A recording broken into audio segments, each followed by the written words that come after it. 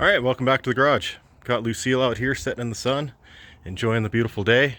Today is going to be something different because we're going to be working on the Toyota Matrix. This is a 2005 Toyota Matrix. It's got 128,000 kilometers on it.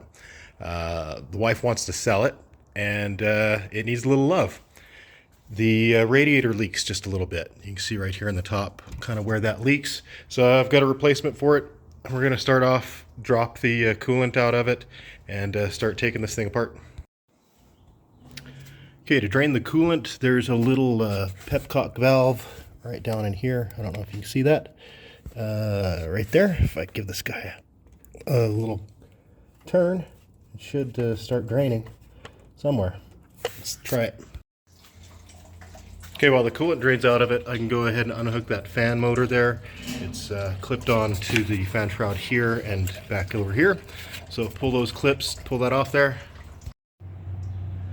Okay, just a quick pry on these clips and they come off there, and then I'm able to unclip that guy.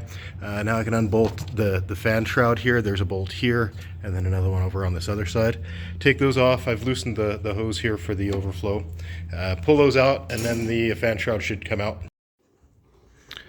And with just a little wiggle, that guy comes off there. I should clean that up before it goes back in. But now we can go ahead and remove the hoses. There's the upper radiator hose there. The lower one's down here, as well as the transmission cooler lines. Pull those, pull this bolt and that bolt, and then the whole thing should just come right out. Okay, I got all the hoses disconnected. Pull these two bolts out of the top here, and this thing should just lift out of here. Maybe. I'll get two hands on it. All right, she's out of there, over here out of the way. The new one's there. It was really nicely packaged, vacuum sealed. It's a really good looking unit. I like that. I've got to pull these feet off the end. These guys here are going to go on that guy and go down in here. So let's get that thing swapped over. Here's a little pro tip for you. These transmission cooler lines, make sure those are tight before you put this guy in, because they're going to be very difficult to tighten while it's in place. As well, take a piece of cardboard and put it over the fins so you don't muck those up. Put the thing in. Pro tips.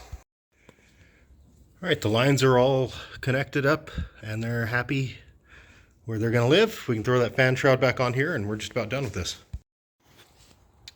Okay, and that fan shroud's back on there. It's got a couple of feet here. I don't know if you can see down in here. There's a foot right there, and there's a little rubber foot. Fucking. Okay, the fan shroud's back on there. It's bolted into place. It's tightened down. It's looking real good. Rewired up the fan and stuck the wires back in there. We can go ahead and fill this up with coolant and burp it and check for leaks. All right. Finished up with the Matrix, filled it with coolant, and burped it so that it was just coolant in there, no air bubbles. Pull it out here, put it up for sale, and it's sold in a day. So I didn't get a chance to video the finished product, but the Matrix is gone. I've got free garage space now, and we'll see what happens. But stay tuned. Matrix is out of here. That's how I changed the radiator, and hopefully that car went to a good home and they'll treat it right and enjoy it for several years. But next time, we'll do something cool. Right on?